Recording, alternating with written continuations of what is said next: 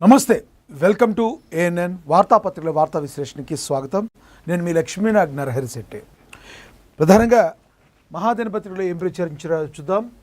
మహాపత్రికలో రేవంత్ సర్కార్ రికార్డ్ 2 ఏళ్లలో 23,000 కోట్ల రైతు భరోసా పంపిణీ అని ప్రచురించారు. ఇక అసెంబ్లీ సెలక్షన్స్ కమిటీ చైర్మన్గా మంత్రి పొన్నం, జాయింట్ కమిటీ చైర్మన్గా కడియం కూడా ఉన్నట్టుగా కూడా మరి ప్రచురించడం అయితే జరిగింది.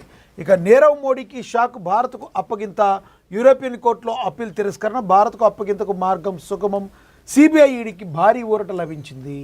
ఇంట్లో బంగారంపై కేంద్రం కన్ను, ఇకపై గోల్డ్ షాపుల్లోనే దాచుకునే స్కీమ్ రాబోతుందా అంటూ మరి ప్రచురించారు.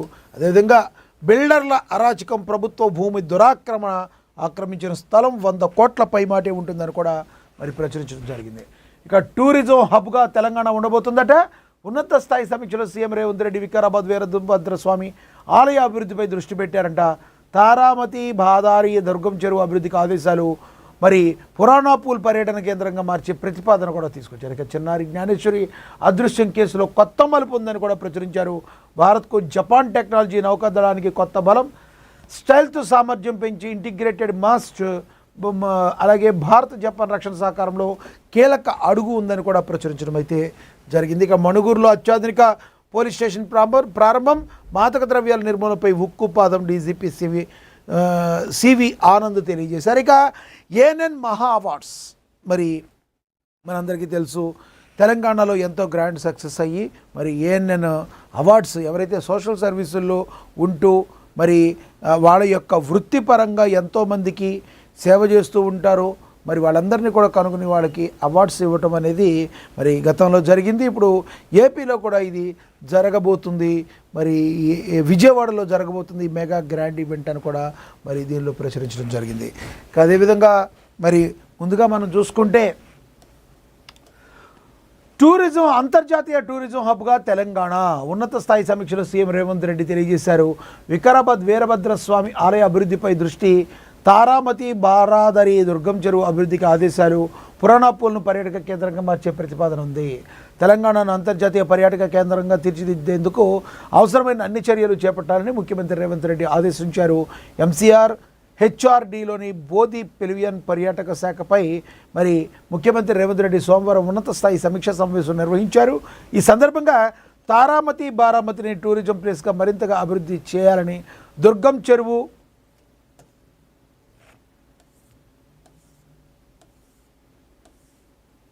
పూర్తి స్థాయిలో పర్యాటక ప్రాంతంగా తీర్చిదిద్దాలని అధికారులను సీఎం ఆదేశించారు. మంజీరా, దిల్కుష్ గెస్ట్ హౌస్లను ఆధునీకరించాలన్నారు. టూరిజం హబ్ డెవలప్మెంట్ పథకం కింద వికారాబాద్ను అభివృద్ధి చేయాలన్నారు. వికారాబాద్లో వీరభద్రస్వామి దేవాలయాన్ని అభివృద్ధి చేయడంతో పాటుగా ఈ ఆలయానికి యాదగిరిగుట్ట తరహాలో కమిటీ ఏర్పాటు చేయాలని ఆదేశించారు. పర్యావరణ పర్యాటకానికి ప్రాధాన్యత ఇస్తూ క్యూర్ పరిధిలో అటవీ భూములను ఎకో టూరిజం కింద అభివృద్ధి చేయాలని సీఎం సూచించారు. గుర్రంగూడ ఎకో పార్క్ తరహాలో నగరంలోని మరిన్ని ఎకో పార్కులు ఏర్పాటు చేయాలని చెప్పారు. ఫ్యూచర్ సిటీలోని అటవీ ప్రాంతాలను అంతర్జాతీయ ప్రమాణాలతో అర్బన్ ఫారెస్ట్ ప్రాజెక్టుగా తీర్చిదిద్దాలని తెలిపారు. ఈ ప్రాజెక్టుకు పర్యవేక్షణకు ప్రత్యేక అధికారం నియమించాలని ఆదేశించారు.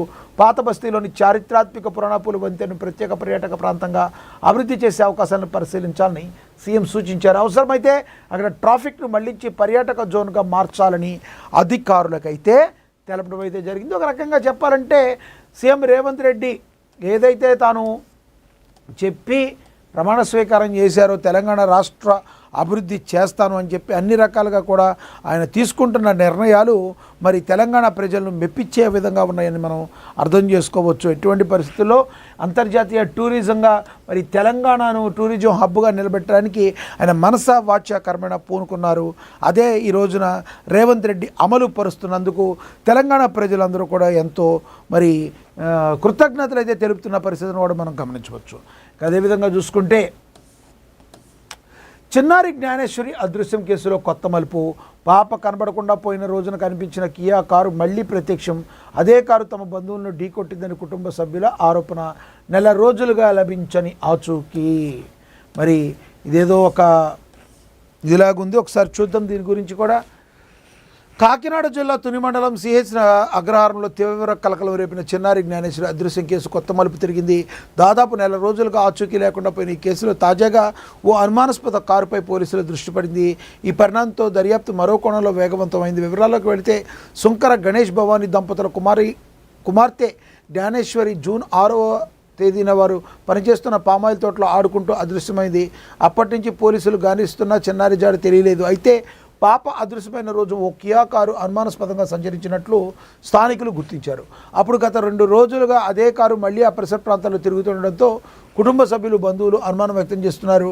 నర్సీపట్నం సమీపంలో తమ బంధువుల్లో ఒకరిని అదే కారు ఢీకొట్టిందని కుటుంబ సభ్యులు ఆరోపిస్తున్నారు. దీంతో అనుమానాలు మరింత బలపడ్డాయి.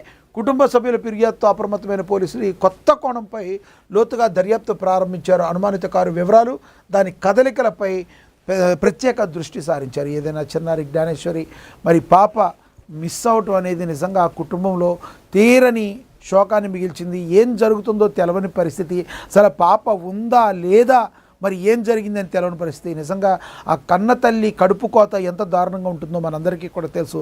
దీని మీద చిన్నారి జ్ఞానేశ్వరి బతికే ఉంటుందని ఆమె పాజిటివ్నెస్సే ఆమెని మరి కాపాడాలని మనం కూడా అనుకోవచ్చు.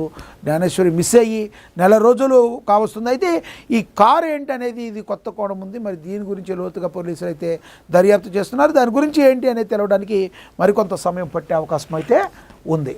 ఇంకా అదేవిధంగా చూసుకుంటే భారత్కు జపాన్ టెక్నాలజీ అంట, ఇది 8వ పేజీలో ఉంది, తర్వాత చదువుదాం దీని గురించి. ఇక అదేవిధంగా చూసుకుంటే బిల్డర్ల అరాచకం, ఆక్రమించిన స్థలం 100 కోట్లు పైమాటే, ప్రభుత్వ భూమి దురాక్రమణ.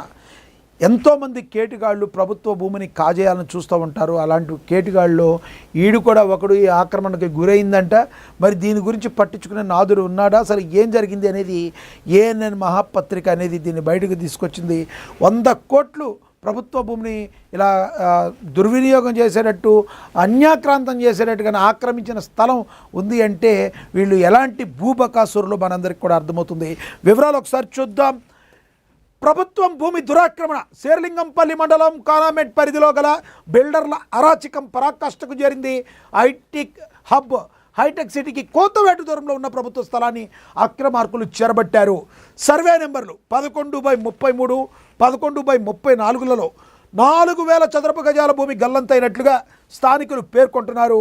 మార్కెట్ ధర ప్రకారం ఈ భూమి సుమారుగా 100 కోట్లకు పైమాటే ఉంటుందని బహిరంగ చర్చ జరుగుతుంది. కోట్ల విలువైన ప్రభుత్వ స్థలాలపై అక్రమార్కులు కనుపట్టడంతో అదే అదునుగా భావించే అధికారులతో కుమ్మక్కై దురాక్రమణకు తెగబడుతున్నారు. చట్టాలు, కోర్టు ఆదేశాలను తొంగలో తొక్కుతూ అక్కడ భారీ కమర్షియల్ కాంప్లెక్స్ నిర్మాణాన్ని రాకెట్ వేగంతో చేపట్టడం తీవ్ర కలకలం రేపుతుంది. ఇంత బహిరంగంగా అక్రమ నిర్మాణాలు సాగుతున్న సంబంధిత టౌన్ ప్లానింగ్, రెవెన్యూ అధికారులు కనీసం అటువైపు కన్నెత్తి కూడా చూడకపోవడం వెనుక పెద్ద ఎత్తున ముడిపెలు ముట్టాయనే ఆరోపణలు చాలా బలంగా వినబడుతున్నాయి. దీనికి సంబంధించింది ఆక్రమణ తెలిసిన ఈ అధికారులందరికీ కూడా 100% శిక్ష పడాలి. లేకపోతే మాత్రం ఇలాంటి వాళ్ళు మరింత మంది పుట్టుకొచ్చే అవకాశం చాలా స్పష్టంగా కనబడుతుంది. ఈ యొక్క సర్వే నెంబర్లు ఒకసారి చూద్దాం. సర్వే నెంబర్లు 11/33, 11/34, 4000 చదరపు గజాల భూమి గోల్మాల్. 22Aలో యథేచ్ఛగా కొనసాగుతున్న అక్రమ నిర్మాణాలు, కోర్టు పరిధిలో ఉన్న లెక్క చేయని అక్రమార్కులు, రెవెన్యూ టౌన్ ప్లానింగ్ అధికారుల అండ. అక్రమణ నిర్మాణంపై ఫిర్యాదుల వెలువ మహాకథనానికి అక్రమార్కుల గుండెల్లో గుబులు మొదలైంది. ఏదైనా ఒక విషయం వెలుగులోకి వచ్చిన తర్వాత, ప్రజాకోర్టులోకి వచ్చేసిన తర్వాత కరప్టెడ్ అధికారులు ఉన్నా కూడా వాళ్ళు తలవంచాల్సిందే. ఎటువంటి పరిస్థితుల్లో వీళ్ళని వదిలేదే లేదన్నట్టుగా మరి మహాకథనం అయితే మరి ప్రచురించింది. మరి ఇలా ప్రజల యొక్క ఆస్తుల్ని కొల్లగొట్టేస్తూ ఉంటే, ఇంకా ఇంత అన్యాయం జరుగుతుంటే అడిగేవాడే లేకపోతే మరి ఏ రకంగా ఉంటుంది. కాబట్టి దీన్ని మహా పత్రిక ఏదైతే ఉందో దీన్ని బయటకు తీసుకురావడం అయితే జరిగింది. సరే చూద్దాం.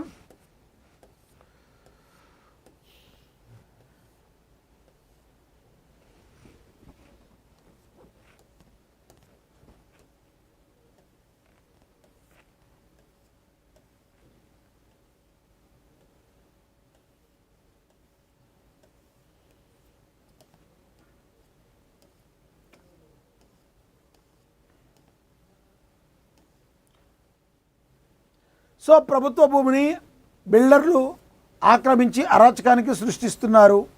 దీనిలో ఇక్కడ మనం చదవచ్చు, 22A ఉన్న అక్రమ నిర్మాణాలు కోర్టు పరిధిలో ఉన్నప్పటికీ డోంట్ కేర్ ఫిర్యాదు చేసినా పట్టించుకొని మరి వైనం రెవెన్యూ ప్రిన్సిపల్ సెక్రటరీ స్పందించాలంటున్న స్థానికులు ప్రభుత్వ భూమి ఎట్ ది రేట్ ఆఫ్ 100 కోట్లు ఉందని కూడా ప్రచురించడం అయితే జరిగింది. దీన్ని ఎటువంటి పరిస్థితుల్లో ఉపేక్షించకూడదని చెప్పి ప్రజలందరూ కూడా కోరుతున్న పరిస్థితి. ఇంట్లో బంగారంపై కేంద్రం కన్నట. మరి దీని గురించి కూడా ఒకసారి చూద్దాం. ఇకపై గోల్డ్ షాపుల్లోనే దాచుకునే స్కీమ్ రాబోతుంది. ఇళ్లలో నిరుపయోగంగా పడి ఉన్న బంగారాన్ని దేశీయ ఆర్థిక వ్యవస్థలోనికి తీసుకురావడానికి కేంద్ర ప్రభుత్వం ఇప్పుడు ఒక సరికొత్త వ్యూహాన్ని రచిస్తుంది. ప్రతిష్టాత్మకమైన గోల్డ్ మానిటైజేషన్ స్కీమ్లో కీలక మార్పులు చేస్తూ దేశంలోనే మొదటిసారిగా స్థానిక బంగారు వ్యాపారంను ఈ పథకంలోకి భాగస్వాములు చేర్చాలని భావిస్తుంది. బ్యాంకులతో పోలిస్తే సామాన్య ప్రజలకు జ్యువెలరీతోనే ఎక్కువ పరిచయం, నమ్మకం ఉంటాయి కాబట్టి ఈ నిర్ణయం తీసుకున్నట్టుగా తెలుస్తుంది. అయితే ఈ పథకానికి కేవలం ప్రక్రియ అడ్డంకి కాదు, ప్రజల్లో ఉన్న ప్రభుత్వ పన్నుల భయమే అసలైన అడ్డంకి అని కూడా తెలుస్తుంది.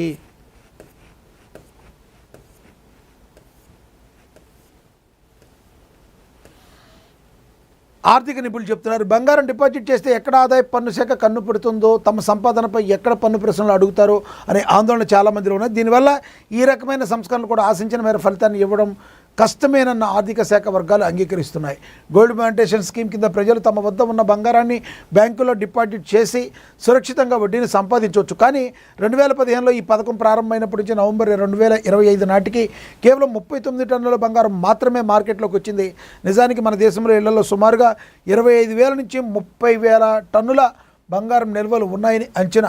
ఈ అపారమైన నిల్వలతో పోలిస్తే పథకం సాధించిన విజయం చాలా స్వల్పమని అధికారిక గణాంకాలు స్పష్టం చేస్తున్నాయి. స్థానిక గోల్డ్ షోరూమ్కి డిపాజిట్లు సేకరించే అధికారం ఇవ్వడం వల్ల మరి గ్రామీణ పట్టణ ప్రాంతాల్లో పథకం మరింత వేగవంతంగా దూసుకుపోతుందని అధికారులు విశ్వసిస్తున్నారు. సౌకర్యవంతమైన కొత్త మార్పులు తీసుకురావడం ద్వారా నిరుపయోగంగా ఉన్న బంగారాన్ని బయటకు తీసేందుకు జ్యువెలర్లు భాగస్వాములు చేయడం మంచి పరిణామమే. అయితే కేవలం సదుపాయాలు పెంచితే సరిపోదు. ఐటీ తనిఖీల భయం నుంచి డిపాజిటర్లకు పూర్తి క్లీన్ చిట్ లేదా ఒక నిర్దిష్టమైన రక్షణ కల్పించే విధానాన్ని తీసుకురావాల్సి ఉంటుందని నిపుణులైతే అంచనా వేస్తున్నారు. అప్పుడు మాత్రమే ఈ పథకానికి ఒక వాల్యూ వచ్చి ప్రజలు బయటకు వచ్చే అవకాశం ఉంది. లేకపోతే మాత్రం ప్రజలు బయటికి రావడం కష్టం దీని గురించి అని మరి తెలుస్తుంది మనకి. రేవంత్ సర్కార్ రికార్డు 2 ఏళ్లలో 23,000 కోట్ల రైతు భరోసా పంపిణీ. నిజంగానే రేవంత్ ప్రభుత్వం రైతు పక్షపాతి ప్రభుత్వం అనడానికి ఇదొక మరి ఉదాహరణగా మనం చెప్పుకోవచ్చు. తెలంగాణ రాష్ట్రంలో కాంగ్రెస్ ప్రభుత్వం రైతన్నులకు అండగా ఉంటుందనడానికి అన్ని విధాల చర్యలు చేపడుతుంది. రైతు సంక్షేమం కోసం రైతు భరోసా, రైతు బీమా వంటి పథకాలు అమలు చేస్తున్న ప్రభుత్వం పంట పెట్టుబడి సాయం అందించే రైతు భరోసా విషయంలో సరికొత్త మైలురాయిని అధిగమించింది. గత బీఆర్ఎస్ ప్రభుత్వంలో మరి రైతు బంధు ఈ రైతు బంధుగా ప్రారంభమైన ఈ పథకాన్ని కాంగ్రెస్ ప్రభుత్వం వచ్చిన తర్వాత ప్రస్తుతం రైతు భరోసాగా కొనసాగిస్తుంది. కాంగ్రెస్ ప్రభుత్వం ఈ పథకం పరిధిని మరింత విస్తృతం చేయడంలో కౌలు రైతులను, వ్యవసాయ కూలీలను కూడా ఇందులో భాగస్వామ్యం చేయడంతో ప్రస్తుతం ఈ పథకంలో లబ్ధిదారుల సంఖ్య 73 లక్షల మార్కును చేరుకుంది. గతంలో బీఆర్ఎస్ ప్రభుత్వ హయాంలో 5 ఏళ్ల కాలంలో 50,250 కోట్ల రూపాయలు పంపిణీ చేయగా ప్రస్తుతం కాంగ్రెస్ ప్రభుత్వం అధికారంలోకి వచ్చిన నాటి నుంచి ఇప్పటి వరకు తక్కువ కాలంలోనే 23,070 కోట్ల రూపాయలు లబ్ధిదారులకు విడుదల చేస్తుంది. ఇందులో ఇందిరమ్మ ఆత్మీయ భరోసా పథకం కింద 9 లక్షల మంది నిరుపేద వ్యవసాయ కూలీలను సైతం చేర్చి వ్యవసాయ కూలీలకు, కౌలు రైతులకు కూడా లబ్ధి చేకూరుస్తుంది. రాష్ట్ర ప్రభుత్వంపై ఈ పథకానికి సంబంధించి ఆర్థిక భారం పెరిగినప్పటికీ రైతు సంక్షేమం కోసం ఈ చర్య తీసుకున్నట్టుగా ప్రభుత్వం చెప్తుంది. ఇక జిల్లాల వారీగా చూస్తే అత్యధికంగా నల్గొండ జిల్లాకు 5,491 కోట్ల గరిష్ట నిధులు కూడా అందాయి. ఈ రకంగా మరి తమది రైతు పక్షపాతి ప్రభుత్వం అని చెప్పి మరి రేవంత్ సర్కార్ చెప్పకనే చెప్తున్నారు. ఇక అసెంబ్లీ సెలెక్ట్ కమిటీ చైర్మన్గా మంత్రి పొన్నమట, జాయింట్ కమిటీ చైర్మన్గా మరి కడియం శ్రీహరికి అవకాశం దక్కనుంది. దీని గురించి కూడా ఒకసారి చూద్దాం.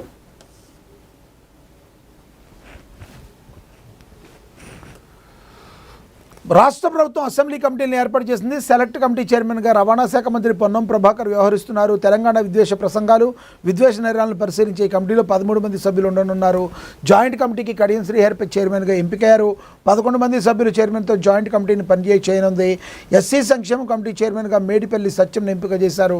11 మందితో కూడిన సభ్యుల బృందం ఈ కమిటీ విధుల్లో పాలు పంచుకోబోతుంది అని కూడా ప్రచురించడం అయితే జరిగింది. ఇక అదేవిధంగా చూసుకుంటే నీరవ్ మోడీకి షాక్, భారత్కు అప్పగింత, యూరోపియన్ కోర్టులో అప్పీల్ తిరస్కరణ, భారత్కు అప్పగింతకు మార్గం సుగమం, సిబిఐ ఈడీకి భారీ ఊరట కూడా లభించనుంది. డబ్బులను ఎగవేసి మరి భారతదేశ సొమ్మును కొల్లగొట్టిన ఇలాంటి వాడికైతే మరి కంపల్సరీ శిక్ష అనుభవించాలి. పరారీలో ఉన్న వజ్రాల వ్యాపారి నీరవ్ మోడీని కటకటాల్లో నెట్టేందుకు భారత ప్రభుత్వానికి భారీ విజయం దక్కింది. బ్రిటన్ నుంచి తనను భారతదేశానికి అప్పగించడానికి సవాల్ చేస్తూ ఆయన పెట్టుకున్న చివరి ఆశ దరఖాస్తు కూడా తిరస్కరణకు గురైంది. ఫ్రాన్స్ కేంద్రంగా పనిచేస్తున్న అత్యున్నత సంస్థ European court of human rights Nirav Modi దాఖలు చేసిన అప్పీల్ను కొట్టేసింది. దీంతో ఆయనకు అంతర్జాతీయంగా ఉన్న అన్ని న్యాయపరమైన రక్షణదారులు పూర్తిగా ముసుగుపోయాయి. తాజా పరిణామంతో నీరవ్ మోడీని లండన్లోని వాండ్స్వర్త్ జైలు నుంచి భారత్కు తీసుకొచ్చేందుకు కేంద్ర దర్యాప్తు సంస్థలైన సిబిఐ ఈడీలకు ఉన్న అన్ని అడ్డంకులు తొలగిపోయాయి. లండన్లో హోంశాఖ అధికారిక ఉత్తర్వుల అనంతరం త్వరలోనే ఆయన ముంబైలోని ఆర్థర్ రోడ్ జైలుకు తరలించే అవకాశం ఉందని నివేదికలు చాలా స్పష్టం చేస్తున్నాయి. ఎటువంటి పరిస్థితుల్లో ఇతన్ని తీసుకొచ్చి జైల్లో పడేయటం అయితే కన్ఫర్మ్గా మనకి తెలుస్తుంది. ఇక అంతర్జాతీయ టూరిజం హబ్గా తెలంగాణ మనం చదువుకున్నాం ఇంకా కాబట్టి ఖరీదైన ఇళ్ల విక్రయాలు హైదరాబాద్ టాప్ అంట. దక్షిణ భారతదేశంలోని 3 ప్రధాన నగరాల్లో అల్ట్రా లగ్జరీ గృహాల మార్కెట్ సరికొత్త శిఖరాలకు చేరింది. 2025-26 ఆర్థిక సంవత్సరం హైదరాబాద్, బెంగళూరు, చెన్నై నగరాల్లో 10 కోట్లు అంతకంటే ఎక్కువైన విలువైన 811 విలాసవంతమైన ఇళ్లు అమ్ముడయ్యాయి. వీటి మొత్తం అమ్మకాల విలువ 11,246 కోట్లుగా నమోదైంది. వివరాలు southern India high and luxury housing పేరుతో Indian Sotheby's international realty CRE matrix సంయుక్తంగా ఈ నివేదికను అయితే వెల్లడించింది. మరి ఈ విషయంలో కూడా మనకి తెలంగాణలోని హైదరాబాదే టాప్గా నిలవటం మనం అయితే గమనించవచ్చు. ఇక తదుపరి చూసుకుంటే మణుగూరులో అత్యాధునిక పోలీస్ స్టేషన్ ప్రారంభమైందట. మాదక ద్రవ్యాల నిర్మూలనపై ఉక్కుపాదం డీజీపీ శివానంద్ తెలియజేశారు. అదేవిధంగా చూసుకుంటే చెల్లెలి నిశ్చితార్థం నుంచి వస్తూ విషాదం జరిగింది. శంషాబాద్ పోలీస్ స్టేషన్ పరిధిలో పెద్ద గోల్కొండ ఔటర్ రింగ్ రోడ్డుపై సోమవారం తెల్లవారుజామున జరిగిన ఘోర రోడ్డు ప్రమాదంలో ఓ యువకుడు మృతి చెందగా మరో 3 తీవ్రంగా గాయపడ్డారు. పోలీసుల వివరాల ప్రకారం చెల్లెలి నిశ్చితార్థ కార్యక్రమం కోసం ఏర్పల్లి గ్రామానికి వెళ్లి రాఘవేంద్ర ప్రసాద్, మనోహర్, భవానీ, కార్తికేయ TS07JB 5801 నెంబర్ కారులో తిరిగి హైదరాబాద్కు బయలుదేరారు. రాఘవేంద్ర ప్రసాద్ కారు నడుపుతుండగా మనోహర్ ముందు సీట్లో, భవానీ, కార్తికేయ వెనక సీట్లో కూర్చున్నారు. పెద్ద గోల్కొండ ORR ఎక్స్టెన్షన్లో 15 వద్ద 2వ లైన్లో వెళ్తుండగా అదే లైన్లో ముందుగా వెళుతున్న గుర్తు తెలియని లారీ ఒకేసారిగా వేగం తగ్గించింది. దీంతో కారు అదుపు తప్పి లారీని వెనక నుంచి బలంగా ఢీకొట్టింది. ఈ ప్రమాదంలో ముందు సీట్లో కూర్చున్న మనోహర్ తలకు తీవ్ర గాయాలు కావడంతో అక్కడికక్కడే మృతి చెందాడు. కారు నడుపుతున్న రాఘవేంద్ర ప్రసాద్, భవానీ ముఖం, పొట్ట భాగంలో తీవ్రంగా గాయాలయ్యాయి. కార్తికేయ కూడా గాయపడ్డాడు. క్షతగాత్రులను ఆసుపత్రికి తరలించారు. ప్రమాద తీవ్రతకు కారు పూర్తిగా ధ్వంసమైంది. బాధితుల ఫిర్యాదు మేరకు పోలీసులు కేసు నమోదు చేసి దర్యాప్తు అయితే చేపడుతున్నారు. ఇక తదుపరి చూసుకుంటే ఆదాయానికి మించిన ఆస్తుల కేసులో డీఎస్పీ భీమ్రెడ్డిని అరెస్టు చేశారు ఏసీబీ. తెలంగాణ పోలీస్ శాఖలో అవినీతి తిమంగళాల వేటను అవినీతి నిరోధక శాఖ మరింత ముమ్మరం చేస్తుంది. ఆదాయానికి మించిన ఆస్తుల కేసులో పోలీస్ కంప్యూటర్ సర్వీసెస్ విభాగంలో డీఎస్పీగా పనిచేస్తున్న సంకిరెడ్డి భీమ్రెడ్డిని ఏసీబీ అధికారులు అధికారికంగా అరెస్ట్ చేశారు. సోదాల సమయంలో ఆస్తుల చిట్ట బయటపడటంతో భీమ్రెడ్డి బీపీ ఒక్కసారిగా పెరగడంతో ఆయన తొలుత ఆసుపత్రికి తరలించారు. వైద్యుల నివేదిక, ఏసీబీ ఉన్నతాధికారుల ఆదేశాల అనంతరం ఆరోగ్య పరిస్థితి కుదురుపడటంతో ఆయన ఏసీబీ అధికారులు ఇంకా అధికారికంగా అదుపులోకి తీసుకున్నారు. అవినీతి నిరోధక చట్టం కింద కేసు నమోదు చేసిన అధికారులు భీమిరెడ్డిని ఏసీబీ ప్రత్యేక కోర్టులో హాజరుపరచగా కానిస్టేబుల్ కెరీర్ ప్రారంభించి డీఎస్పీ స్థాయికి ఎదిగిన భీమిరెడ్డి ఇంత పెద్ద మొత్తంలో అక్రమాస్తులు వెనకేయడం పోలీసు వర్గాల్లో తీవ్ర సంచలనంగా మారింది. ఇక అదేవిధంగా చూసుకుంటే అసెంబ్లీలో 11 కమిటీల నియామకం అంటే ఎస్టీ వెల్ఫేర్ కమిటీ చైర్మన్గా పాయి వెంకటేశ్వర్లు ఉన్నారు. రాష్ట్ర ప్రభుత్వం అసెంబ్లీ కమిటీలను ఏర్పాటు చేసింది. సెలక్షన్ కమిటీ చైర్మన్గా రవాణా శాఖ మంత్రి పొన్నం ప్రభాకర్ వ్యవహరించనున్నారు. తెలంగాణ విద్వేష ప్రసంగాలు, విద్వేష నేరాలను పరిశీలించే ఈ కమిటీలో 13 మంది సభ్యులు ఉండనున్నారు. జాయింట్ కమిటీకి కడియం శ్రీహరిగా చైర్మన్గా ఎంపికారు. అసెంబ్లీ నిర్వహణకు వివిధ కమిటీలన్నింటినీ కూడా నియమించారు. ఉమ్మడి కమిటీలు ఏవైతే ఉన్నాయో వాటి గురించి కూడా రాయటం అయితే జరిగింది. ఇక ప్లతీల్ హైదరాబాద్ రియాద్ విమాన సర్వీసులు ప్రారంభమయ్యాయట. అదేవిధంగా విద్యుద్ఘాతంతో పాడిగేద చనిపోయింది కారేపల్లిలో. అదేవిధంగా చూడాలంటే ఇక నులిపురుగుల నిర్మూలన దినోత్సవాన్ని గోడ పత్రులుగా విడుదల చేశారు మంచిర్యాలలో. అంజనాపురంలో గ్రంథాలయ ప్రారంభంగా అయిందట తల్లాడలో. అదేవిధంగా ధోని నాయకత్వానికి చిరునామా అని చెప్పి ఒక ఆర్టికల్ రాయడం జరిగింది. ఎంఎస్ ధోని గురించి మన భారతదేశంలో సపరేట్గా చెప్పాలా, అందరికీ తెలుసు ఎంఎస్ ధోని అంటే ఏంటో.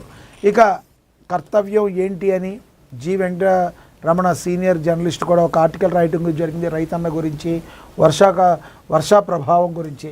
ఇక ప్రజల ఫిర్యాదులపై తక్షణమే స్పందించాలని మరి వరంగల్ పోలీస్ కమిషనర్ ఎన్ శ్వేత ఐపీఎస్ తెలిపారు.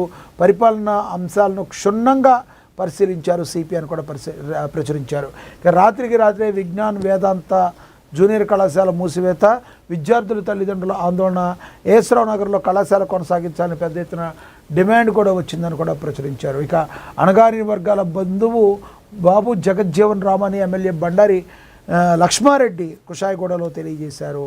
ఇక అదేవిధంగా కుషాయిగూడలో హమాలీ కార్మికుల సంక్షేమానికి బీఆర్ఎస్ అండగా ఉంటుందని మాజీ మంత్రి కేటీఆర్ హమాలీలకు కనీస వేతనం అమలు చేయాలని మాజీ మంత్రి శ్రీనివాస్ గౌడ్ కూడా తెలియజేయడం అయితే జరిగిందని కూడా ప్రచురించారు.